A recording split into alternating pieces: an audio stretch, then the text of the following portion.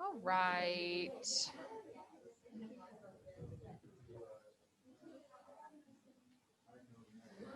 Okay. Welcome all of our virtual people to class. Okay. For all of you in class, let me give everyone an update. First of all, I'm so sorry that I've been gone, you guys. You will learn by the end of the year, like I don't miss. Like I'm not one to just take the day off. But my little girl started having seizures on Wednesday. Okay, and that's obviously not something you just like say, you'll be fine, you know. So we started out going to her pediatrician. We go to Mid City. They ran some tests, and then y'all within like I don't know 24 or 48 hours, she had 5 seizures. So we ended up at LSU ER, and they got us to St. Mary's. So she did lots and lots of testing, all kind of scans. So everything ended up being best case scenario. Like she doesn't have a brain tumor or any of those things. She just has seizures. She's going to be like an epilepsy kid. So, which is fine. People have that and live normal, healthy lives. She's doing good on her medicine. So everything's good. So that's positive. So just know that she's with my mom. She's back doing her thing. I'm back here. So everything should be smooth. Now, granted, I'm a bit behind when it comes to grading, okay? So being trapped in a hospital room with a child hooked up to all these wires on her head, it just was not capable. I just wasn't possible to get much done, okay? So I apologize for that. But what I need you to do, whether you're virtual Zoom kids or all of you in front of me, if you have a grade in J Campus, okay, not Canvas, J Campus, that is a 0 or an F or whatever it is that I need to change, okay? What I need you to do is send me an email and say, Miss Cole, I made up, give me the title that it says on J Campus, and I'm going to make myself a list, okay, that I'm going to do tonight when I get home. I will update all of the grades in J Campus because several of you are like, I currently have a D, or I still have an F, or oh my God, my parents are going to kill me. Okay, I understand. I'm sorry. Okay, I'm very sorry that your grades have not updated. That's not typically how I run my classroom. Usually, like, I'm on it and my grades are up to date very quickly. So send me an email so I will know what to go back and check, pull those grades, and then I will input it into J Campus so that your grades will be up to date. Okay, so I know some of us had some issues and just some stuff going on. So just update me on what's on J Campus. Now, everything else that you've submitted to Canvas, I haven't even graded that yet, okay? So if you've submitted something late, you're gonna get grace this time and just, it's gonna be fine. I'm gonna start pulling those grades. So at this point, everything is late, okay? So if you haven't done things, everything is late. But if it's in the computer, if it's in Canvas, I can go and pull those grades. But if it's in J Campus, you need to let me know, okay? Because I've already pulled grades and then pulled grades again. So anything that's not in J Campus at this point, I'm not going to go back and look at unless you tell me to do so, okay? So do that if you have an issue there. Otherwise, I'll be updating your other grades quickly, okay? As quick as I can, okay? I hope before we leave on Friday or before I leave at the end of the day Friday, your grade is up to date, okay? That's my goal. Does anybody have any questions about that I can clarify? Any virtual kids have questions about that? Okay, cool. Well, then let's move forward. I know that you are concerned about your grades. I know your parents are too. So if that's an issue for you, I apologize for the delay in updating your grades. I hope your parents didn't like take your cell phone or something. I don't know what parents do with teenagers. I have no idea. Okay, all good? Okay, cool. All right, so you've had some stuff that you've been doing. Know that all of that will be graded, okay? It will most likely just be completion. I know that I did give you one quiz in there, but it still will probably just be completion just because of how far behind I am. If you've turned your stuff in, you're going to get credit for it, okay? So as long as that stuff is in there, we should be good to go. Now, moving forward, things will start being more normal, okay? So if we turn things in late, you get late credit. If you don't complete the assignment, then you get the amount of the points that you deserve. Like if you do 80% of your homework, you get an 8 out of 10, okay? If you do 60% of your homework, then you get a 6 out of 10, okay?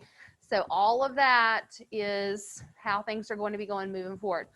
Also, I know y'all hate me. I know you do, and it's fine. It's fine. I hate myself too. I've changed the way I did it again because I got so many emails of hate mail from everyone about Kami, okay? So I realize some of you are figuring Kami out and love it and think it's great, and others of you despise it and don't know how it works and can't figure it out. So I think what I've done is going to be better.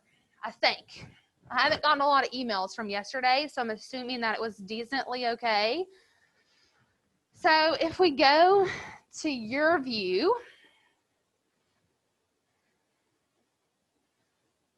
wait for it.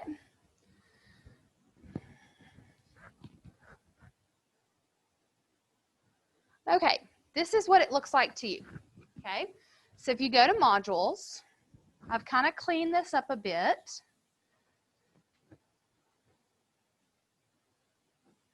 And you can see there's a Monday title. This is what you're supposed to be doing on Monday, okay? Then you have a Tuesday title.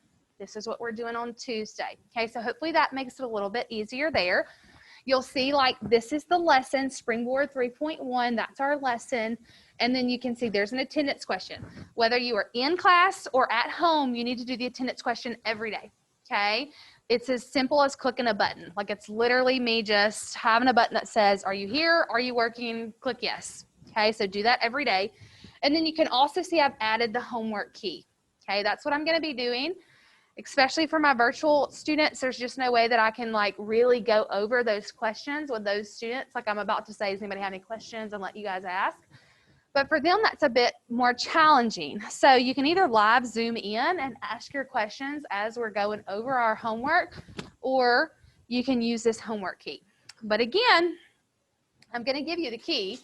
So if you don't turn your homework in on time, you choose to wait for me to give you the key, then you turn your homework in, that's fine, but you still only get half credit. So you're getting a 50%. You didn't have to do your homework. You could just copy the key, but you only got 50%. That's still an F, okay? Whereas you get 100% just for turning in and trying your homework. I'm not grading your homework for accuracy ever. Not ever, ever, ever will I grade your homework for accuracy. I grade it for completion and for the work, okay? You can't just say 1 is this, 2 is that, 3 is this. Like you have to show your work, how you got your answers. If you do all of that, you get 10 out of 10, okay? But this at least is going to give you a place that you can go and see if you're doing the work correctly. And then if you aren't and you can't figure it out, that's when you know, like, I need to reach out to Miss Cole and ask questions. Okay? Cool? Now, also, I changed this as well. I've had a lot of time to think than sitting in a hospital room thinking about how to make this better for you guys. I know that's what y'all are doing at home on your weekends, just thinking about how you can make Miss Cole's life better. Okay. So I didn't make this a Kami document, but I still made it a PDF, okay? So now your instructions from Miss Cole are right here, okay? Then you have your PDF document, which you really don't need because you have a textbook, okay? So it's not like you necessarily have to have that PDF document, but some of you already love Kami. If that's you, on this document in the corner up here, well, I didn't see it, but if you click on it, it's going to open it in a new window. When it opens in a new window, you could click Open With and Annotate with Kami. Okay, then you would have to save it to your computer or your device and then submit that document. Because now, at the bottom down here, you have 2 ways that you can submit. Okay, there's 2 types of submission. You can either do a text entry, which gives you an option for a picture, or you can copy and paste if it's like something I asked you to write a paragraph for, but that probably is not the way that you want to go. And then the other way is a file. This is where you would upload your pictures. So if you choose to do your homework in your book, Okay, you're gonna write in that book. You don't have to take a picture, put it into Kami, then submit. You can just take a picture, submit the picture. Does that make sense? So you don't have to do double the work. I think that's gonna make it a little bit easier, but you still have to submit homework and notes. Okay, so there should be 4 pages for today's lesson that you're gonna submit to me. Some of you are organized and you like your things to be nice and neat and have started putting your pictures onto like a document, like a Word document or a notes document, so everything's in one file. That's fine. Okay, so it kind of gives you a little bit more freedom to submit your work in the way that is best for you. Okay, and that works best for you. Any questions about any of that? I really hope I'm done changing it. I think that I like this, but I thought I've liked everything else too. So you guys just see if this works best. And then I also like that it shows you up here, like your status. It's available, it's uploaded, it's submitted, okay? So that way you know I submitted this and Miss Cole has it. If it doesn't say submit, then you forgot to hit submit, okay? Smile with your eyes. Everybody good? Everybody good? Okay, cool. All right, y'all. Well, then let's do our lesson today. All right, we are skipping some pages. But before we do that, let's talk about that homework.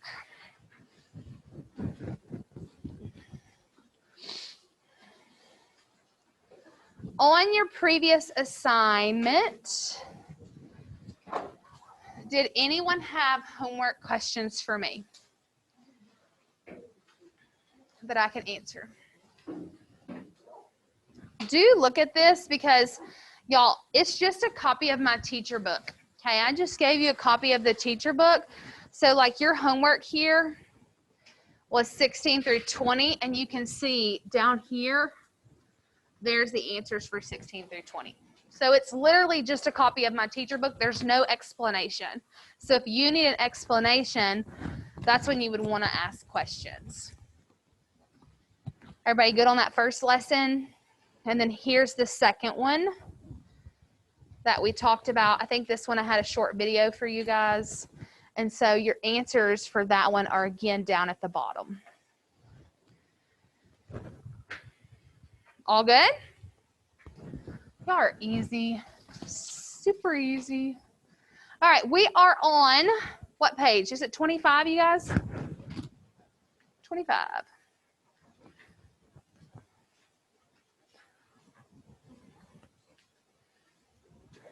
All right. Perfect. Let me go grab my book so I can be reading. Y'all freezing yet? Hold on. Need to make sure this is not my mother. Nope. This is my poor grandmother. Okay.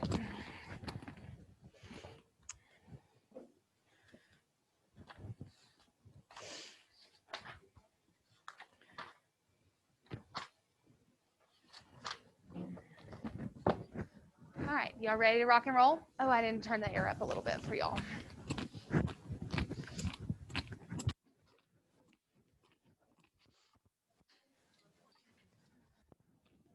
Okay.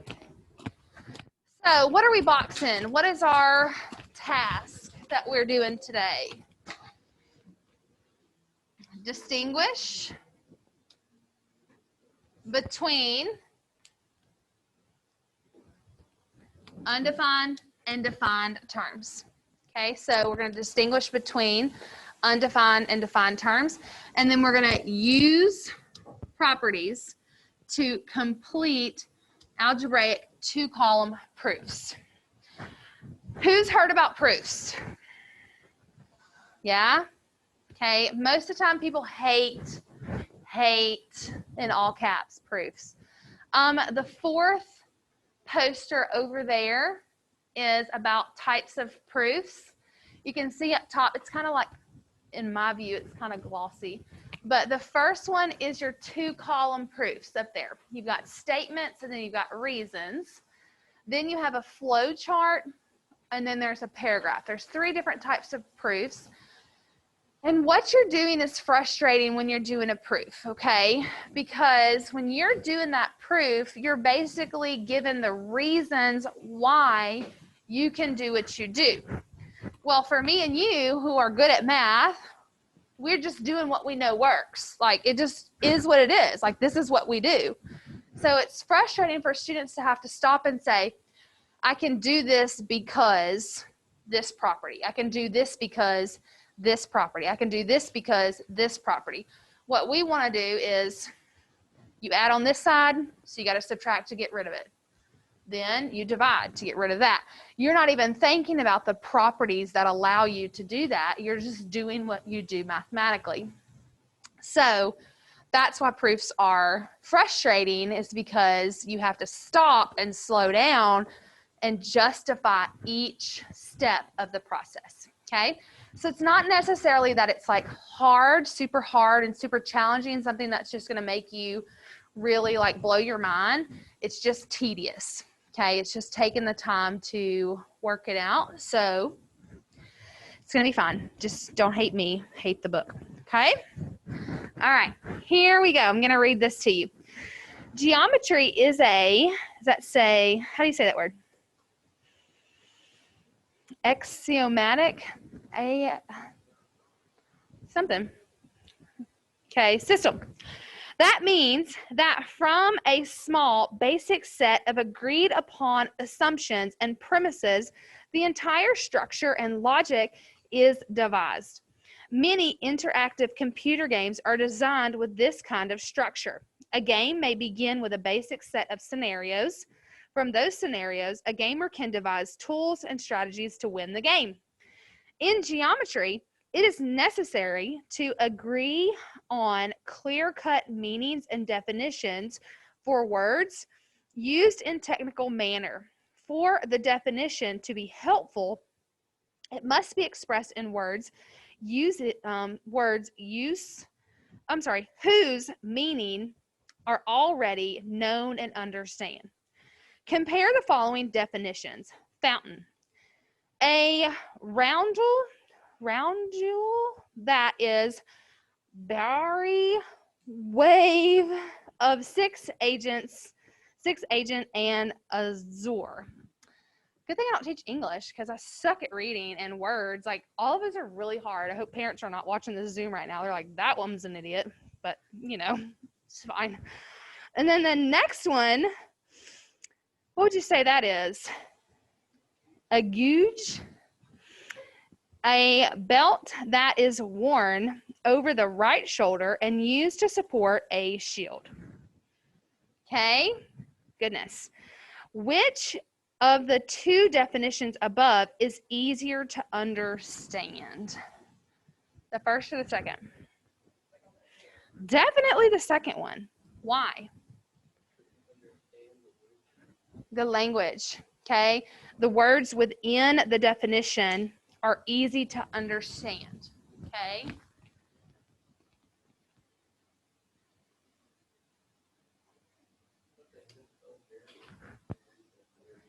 Look, I do not even know. That is too much. What is happening? Let me save this Zoom. Okay. Okay. Bye-bye. Go away.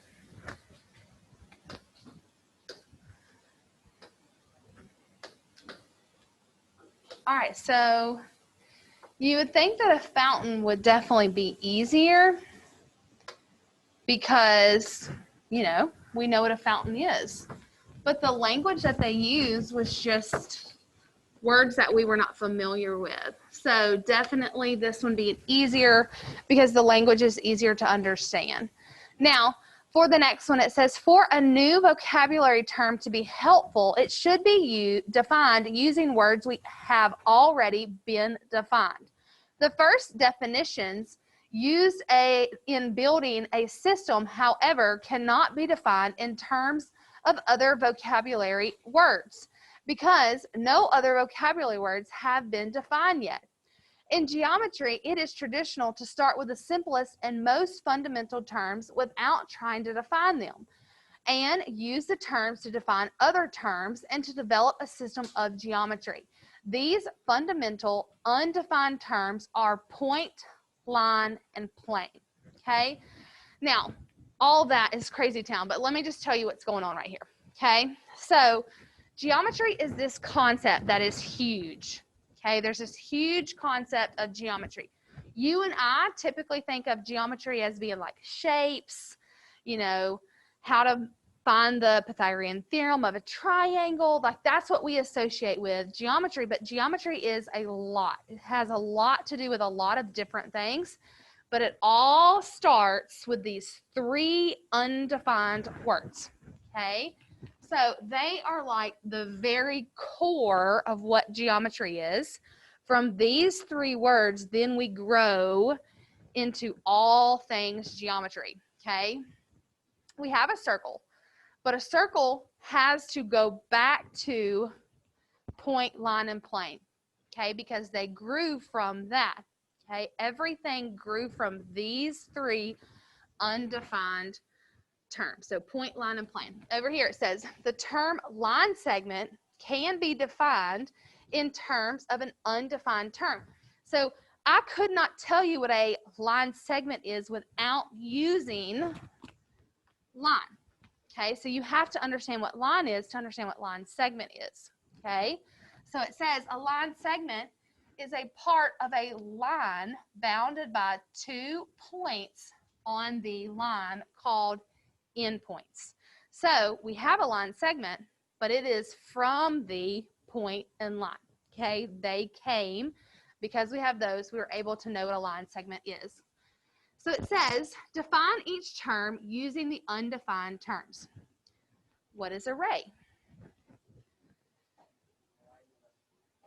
A line that has an endpoint, that is a point, right? A point that is an endpoint. Okay, kind of like what they said over here. 2 points on a line called endpoints. So we're going to say a line with 1 point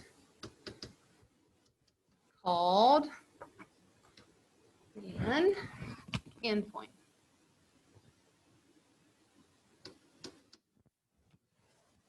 Y'all with me with y'all's heads down back there? I don't know your name, but you look pretty cozy. Is it Kyle? Oh my gosh. I'm going to the casino after this. That was a straight up guess.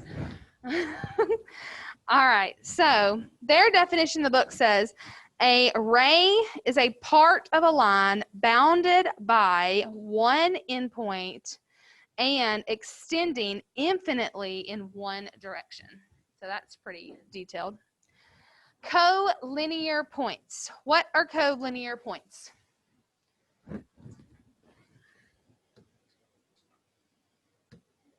More than 1 point that are on the same line. Very good.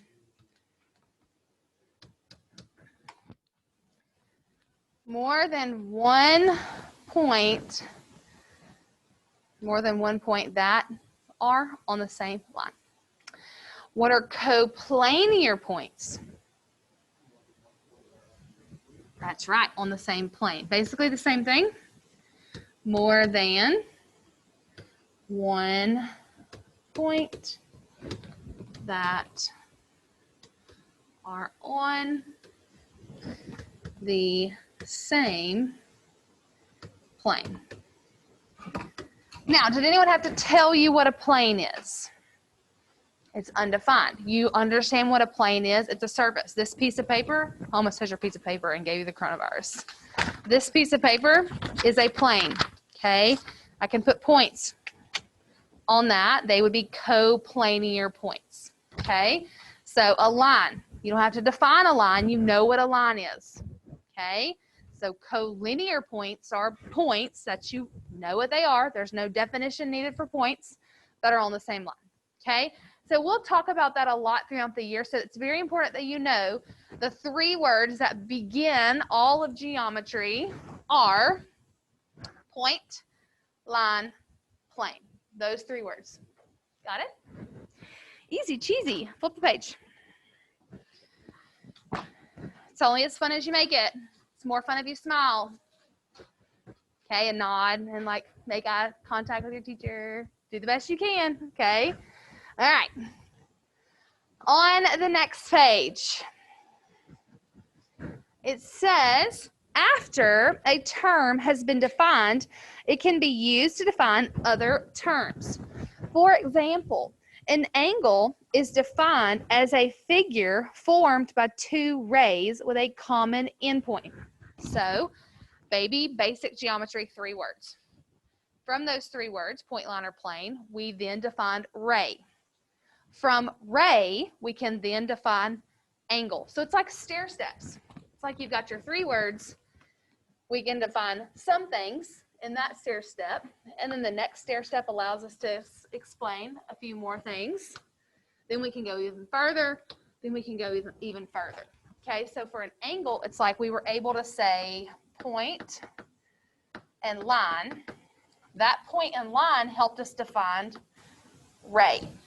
From ray, we can then define angle. From angle, then we can define supplementary angle. From supplementary angle, we can then define straight angle. You know, just steps. Okay, I'm just like pulling straws right here, but it's like a stair step.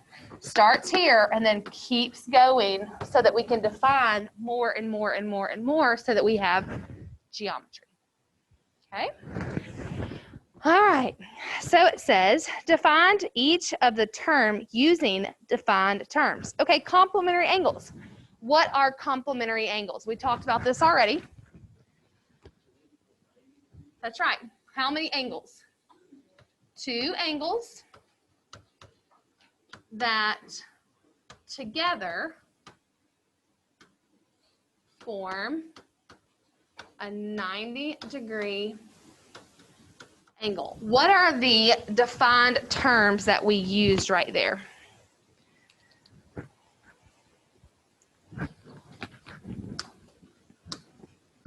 Angle. Angle.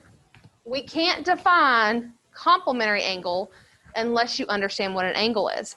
Do I have to go into detail and say, though, 2 sets of rays that form an angle? I mean, do I have to go back and redefine the word angle within that definition? No. You now know that an angle is formed by 2 rays. It's an angle. So now we can use the word angle to define something else. Got it? Stair steps. What's a supplementary angle? That's right. 2 angles that have a sum of 180. I just changed it up a little bit. Talked about them having a sum. Okay, which is another word that we already have defined. You know that a sum is the addition of 2 values, a sum. Okay? Below that it says, the process of deductive reasoning or deduction must have a starting point. A conclusion based on a deduction cannot be made unless there is an estimated assertion of work from. To provide a starting point for the process of deduction, a number of assertions are accepted as true without proof. When you solve algebraic equations, you are using deduction. You can use properties to support your reasoning without having to prove that the properties are true. So, do you remember all your properties? Probably not. That's okay. Here they are listed for you. You're going to want to remember this page. Okay, what page is this? Page 26. You're going to have to come back and forth and look at this page so that you can write your proofs, because these are the properties that you're going to be using them. The addition property, subtraction property, multiplication property, division property, distributive property, reflexive property, symmetric property, transitive property, and substitution property. So these are your properties that you learned back in Algebra 1. Whether you remember them or not, these are the ones that we are going to be using. So it says, number 4, use one property or property per step. Show how to solve the equation. Name each property or properties used to justify. All right, here we go. There are lots of different ways to solve this equation. Okay, so what we are going to do is we are going to solve this, and then we have to state which property we used. So what do you want to do first? Okay, so subtract 9 on both sides. What property are we using if we're going to subtract 9? Exactly. And it being of equality means whatever I'm doing to one side, I'm doing to the other. It keeps our balance, it keeps our equation equal to itself. Okay, so that's going to give me 4x equals, what's 18 minus 9? Okay, 9 minus 1/2 x. So that's your first property that you used. Next, what? Okay, add 1/2 x. What property are we using here? That's right, addition, property of equality. That's going to give me 4.5 x equals 9. Okay, now what are we going to do? Divide by 4.5, which, you know, looks so ugly, but just for the sake of this problem, to make it easiest, I'm going to allow it. Typically, I would want you to write that as an improper fraction, and then from the improper fraction, then you would multiply by the reciprocal, but that's too much for right now. So we're just going to go with this. So what property are we using? The division property.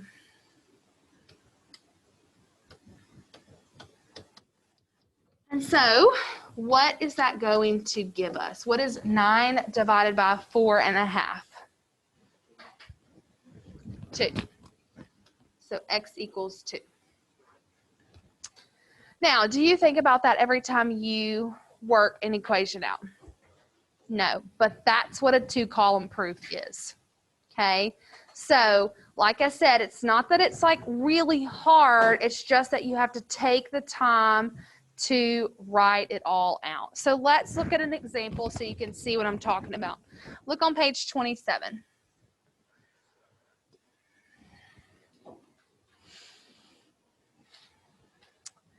You can organize the steps and reasons used to justify the steps in 2 columns, with statements, steps on the left and reasons, properties on the right. This format is called a 2-column proof. Remember, this is just one of 3 types of proofs. 2-column proof is definitely the most popular kind of proof. It's the one that you will see most often. So this is what it looks like. You are given this. This is your task. This is your problem. This is what they want you to figure out. This is what you are trying to prove. So they're like, here's the problem. I want you to prove that x equals -3. Okay, so they're giving you the answer. It's like when I give you the answers to problems. Here's some practice problems. Here's the answers. Well, you can't just turn around and say, well, the answer is -3 because you said the answer was -3. No, you have to show your work and prove that that is the answer. That is what you are doing. So here you go. You can see they listed out the original equation and they said, given equation. That's our given. Then they did their first step. They got rid of the 1. That's the addition property. Then they did the distributive property. Then looks like they subtracted 3x. Okay, so they do the subtraction property. Is that what I would have done? No, but that's okay. It's their proof. This is what they're doing. They're justifying each step. So they subtracted 3x. From there, they subtracted 12, subtraction property. Then they divide by 2, division property. From there, they have negative 3 equals x.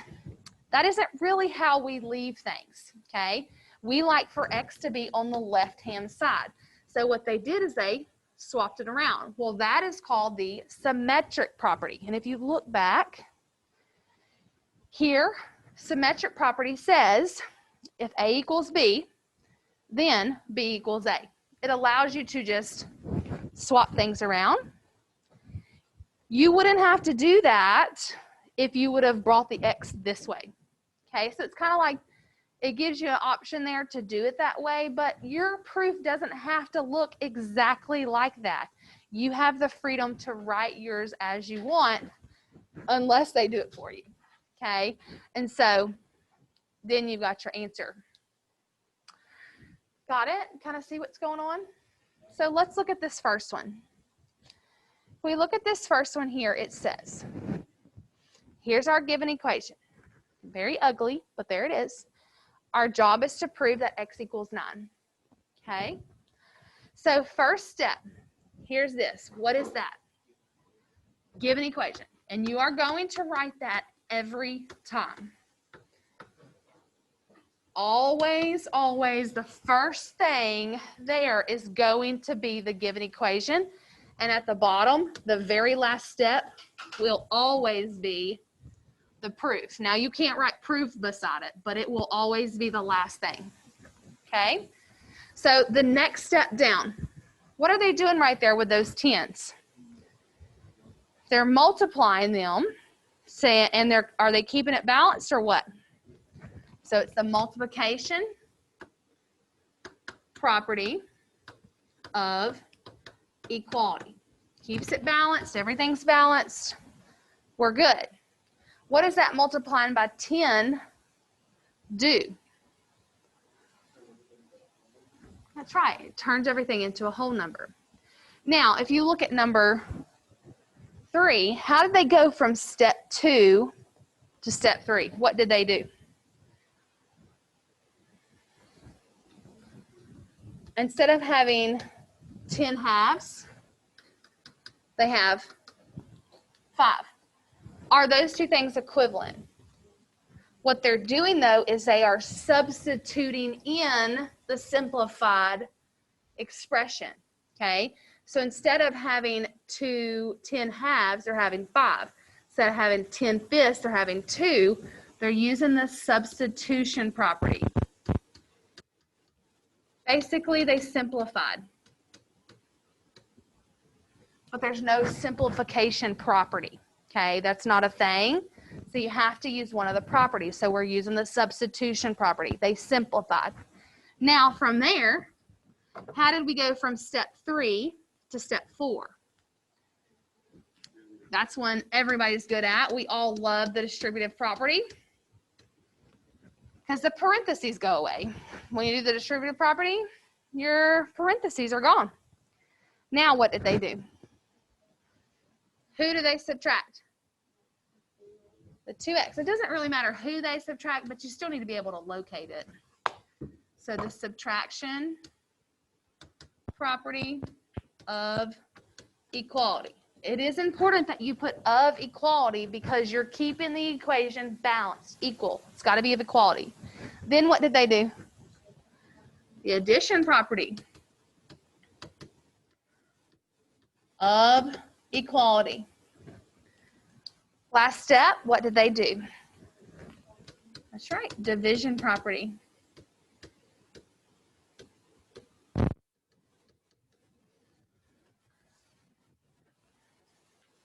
Who loves it?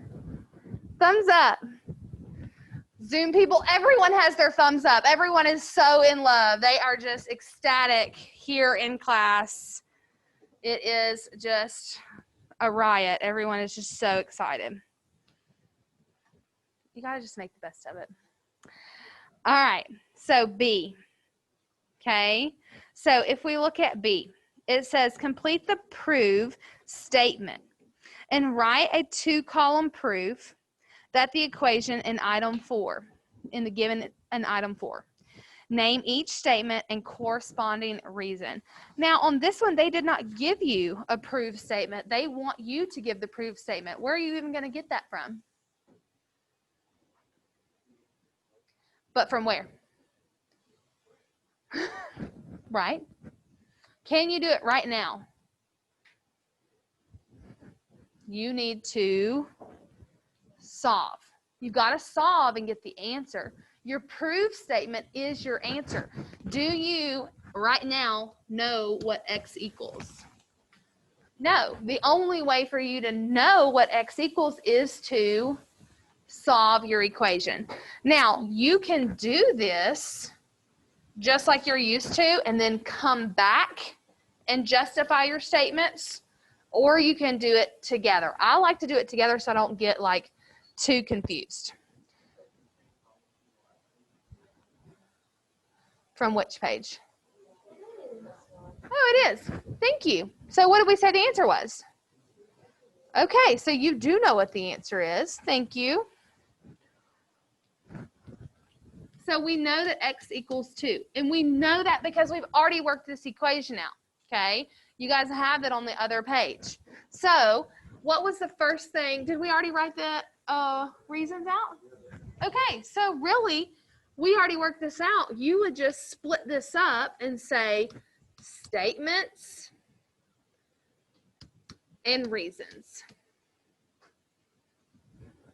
But you've already done that.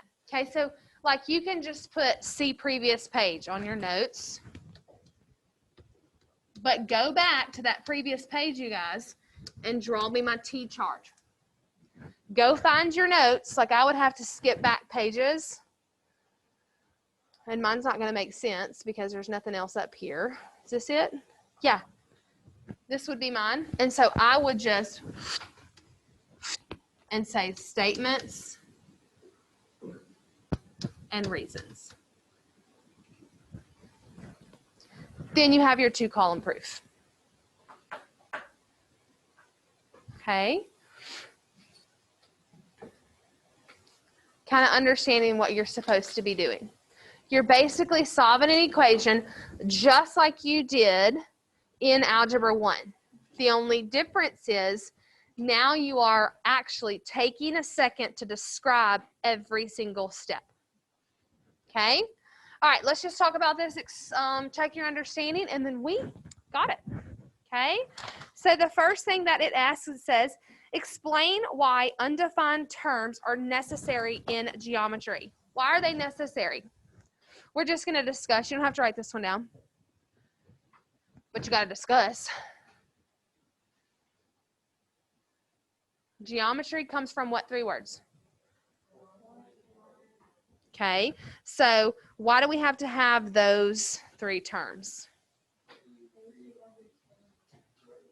Because we have to have those to create the other ones. They're like the very basic baby geometry. And then from that develops all of the other stuff.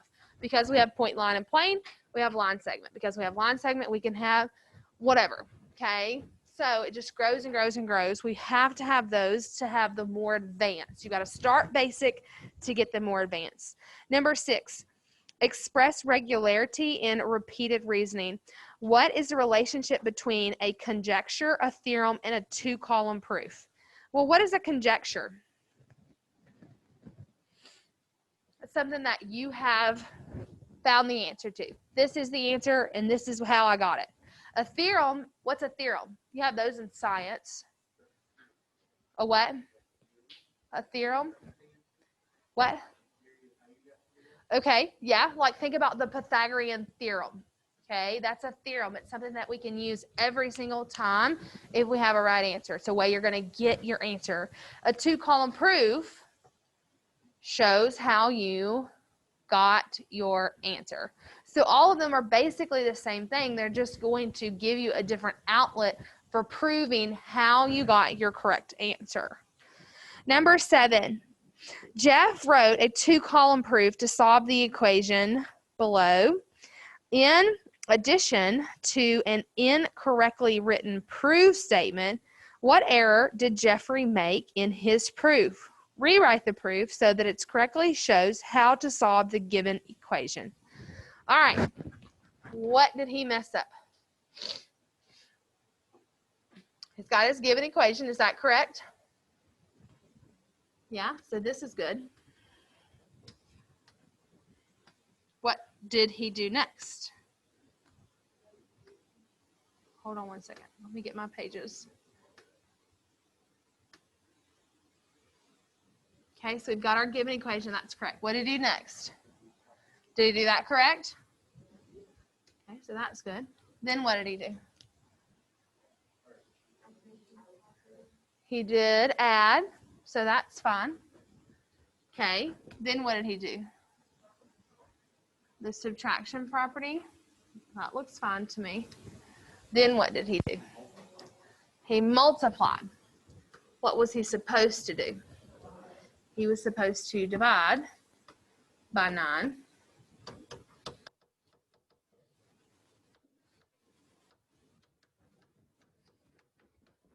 Okay, and by dividing by 9, what is he going to get x to be? X equals -1.